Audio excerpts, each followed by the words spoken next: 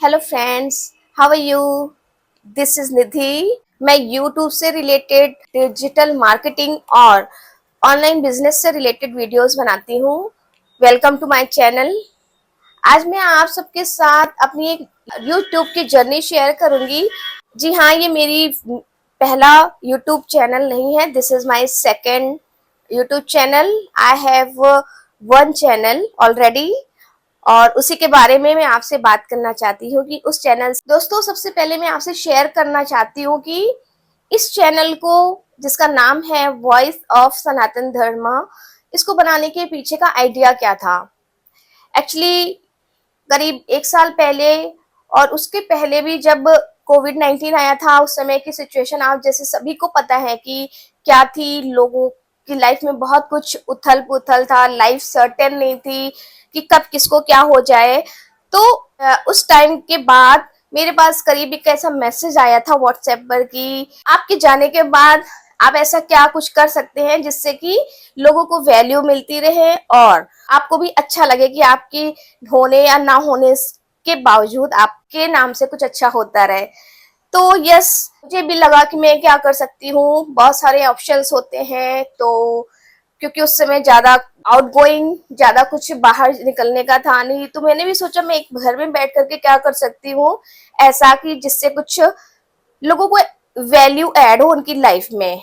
फिर मैंने सोचा कि क्यों ना लोगों को एक ऐसा डिजिटल प्रोडक्ट बनाऊं, चैनल बनाऊं कि जिससे कि उनको कुछ बेनिफिट हो जब वो कभी परेशान हो और कभी वो खुद से कनेक्ट होना चाहें और भगवान की तरफ जाना चाहें, तो वो उधर उनको कुछ हेल्प मिल सकती है। तो फिर मैंने सोचा चलती हूँ यूट्यूब चैनल बनाया जाए।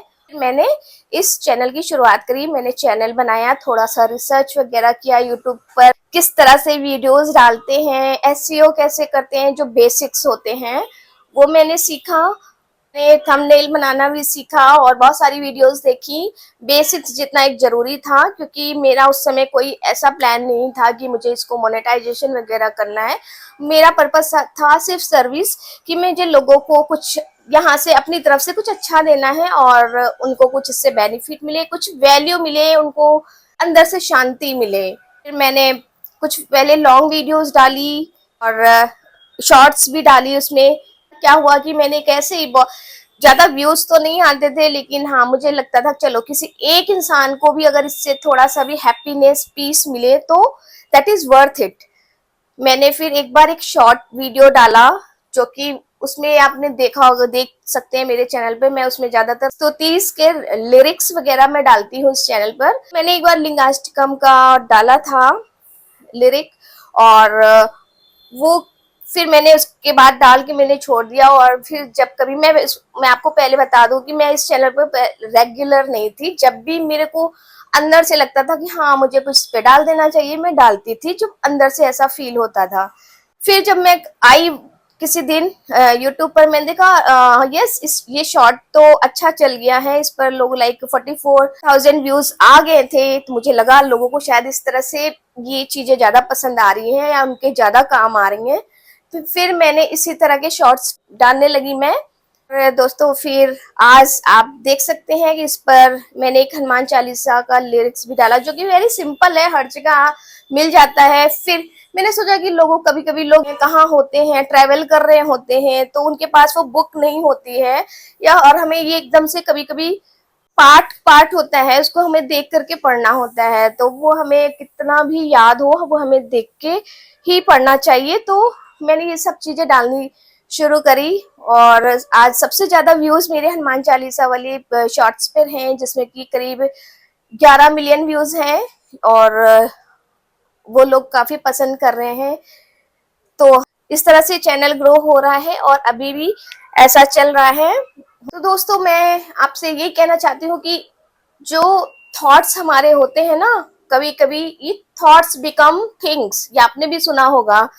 एक छोटा सा थॉट अगर आपने उस पर इम्प्लीमेंट कर दिया तो वही आपके लिए बहुत ही अच्छी चीज हो जाती है। और वो आपको कभी, क्योंकि हम लोग बहुत सारी वीडियोस देखते रहते हैं, कंजम्पशन काफी ज्यादा है। मुझे याद है मुझे एक बात किसी ने कभी बोली थी कि यूट्यूब पर ज्यादा स्क्रॉलिंग या उसको कंज्यूम ना करो, बट कोशिश करो कि आप उस पर कुछ अपलोड करो अपना।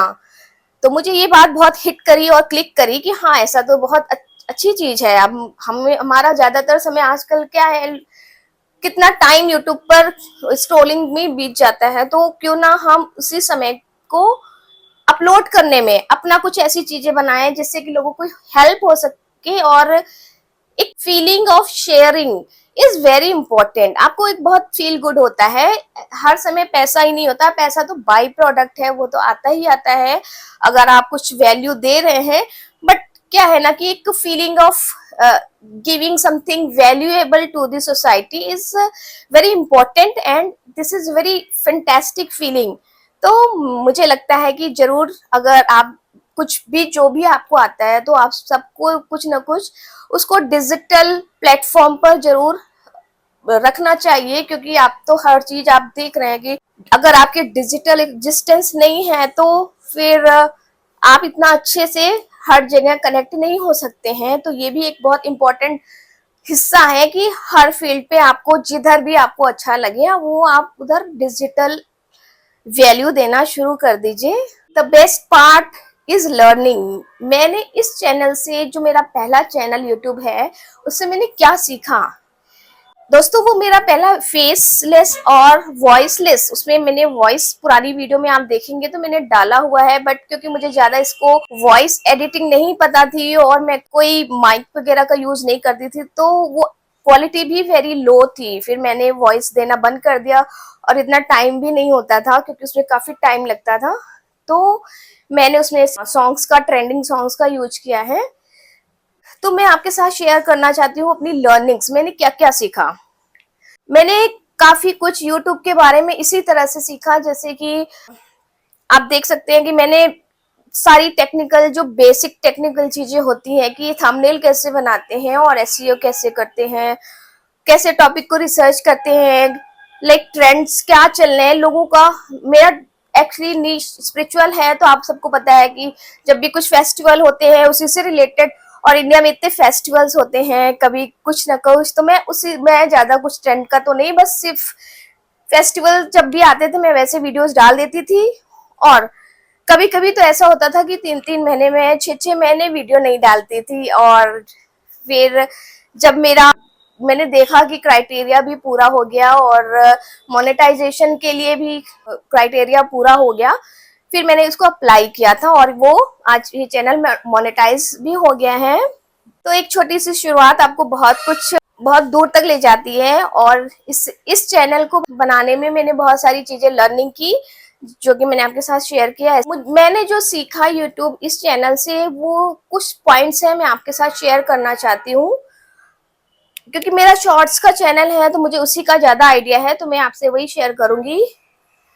मुझे लगता है अगर आप चैनल को स्टार्ट कर रहे हैं और नया चैनल है आपका, तो उसकी जो शॉर्ट की लेंथ होती है वो थोड़ी कम रखनी चाहिए। अगर आप बहुत 50 सेकेंड्स या 40 सेकेंड्स का स्टार्टिंग में रखते हैं तो इतना व्यूज नहीं आते हैं। स्टार्टिंग में आप 6 to 8 सेकेंड्स का ही रखिए, और तो वो काफी लोगों तक वो पहुंचती है वो वीडियो। दूसरा क्या है कि आपको जो टॉपिक लेना चाहिए, आपका जो नीश है उससे रिलेटेड जो भी लोग सर्च करते हो, मीन्स सर्चेबल टॉपिक होना चाहिए।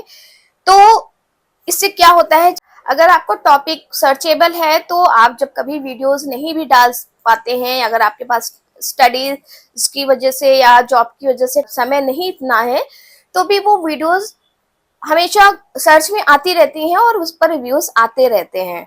दोस्तों, अगर आपका भी कोई यूट्यूब से रिलेटेड कोई क्वेश्चन है और मोनेटाइजेशन से रिलेटेड कोई क्वेश्चन है, या आप कोई ऐसा वीडियो टॉपिक सजेस्ट करना चाहते हैं जो कि आपको जानना है, वो आप कमेंट में बता दीजिएगा। I will make a video और I will answer your comment.